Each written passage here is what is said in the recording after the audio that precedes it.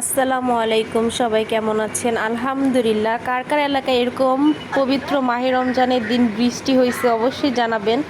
এটা হচ্ছে বছরের প্রথম বৃষ্টি। আলহামদুলিল্লাহ আলহামদুলিল্লাহ। দেখেন কতটা ভালো লাগতেছে, তাই না? মনটা পুরো শান্তি হয়ে গেছে। কার কার এলাকায় এরকম বৃষ্টি হয়েছে জানাবেন। তো এদিক দিয়ে দেখি ইফতারের টাইম হয়ে গেছে। এদিক দিয়ে আলুর চপ, বেগুনি, রোল, তারপরে সমোচা, তারপরে এটা ঘরে বানানো সস, আর এখানে কিছু ফল ফ্রুট ছিল। তো এটা দিয়ে আজকে ইফতার হবে। এদিক দিয়ে দেখেন আমরা কি করতেছি, এগুলো সব রেডি করলাম আর বৃষ্টি দেখতেছিলাম, তা আপনাদের সাথে একটু শেয়ার করলাম। এদিক দিয়ে যে আম্মু খাবার খাচ্ছিল, আম্মু কিন্তু ফলগুলা অনেক পছন্দ করে, যেহেতু আম্মুর এমনিও ফল খেতে হয় বেশি বেশি।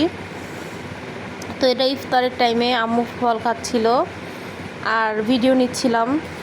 আর অনেকেই কিন্তু ভাবতে পারেন যে আমরা শরবতটা কেন খাই না। আসলে আম্মুর একটু ডায়াবেটিক্সের সমস্যা আছে।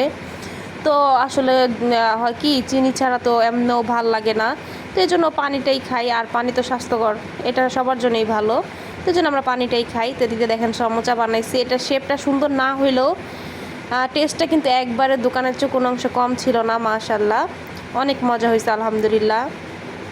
তো আমরা খাইতেছিলাম আর গল্প করতেছিলাম আর আপনাদের সাথে শেয়ার করতেছিলাম। আপনারা কেন জানি না ইদানিং বেশি বেশি কমেন্টস লাইক করতেই চান না, সবাই ভিডিওটা দেখে চলে যান।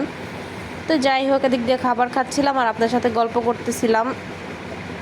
দেখেন তারপর হচ্ছে সন্ধ্যাবেলা আমরা রুটি বানায় রাখতেছিলাম, যেহেতু রমজান মাস, অনেক সময় নিহারি টিহারি রান্না করা হয়। তো ওই সময় ডায়াবেটিক্সের সমস্যা থাকলে তখন হয় কি, আম্মু অনেক সময় ইফতারের সময় অনেক কিছুই খায় না, তো তখন এই রুটিটাই খায়।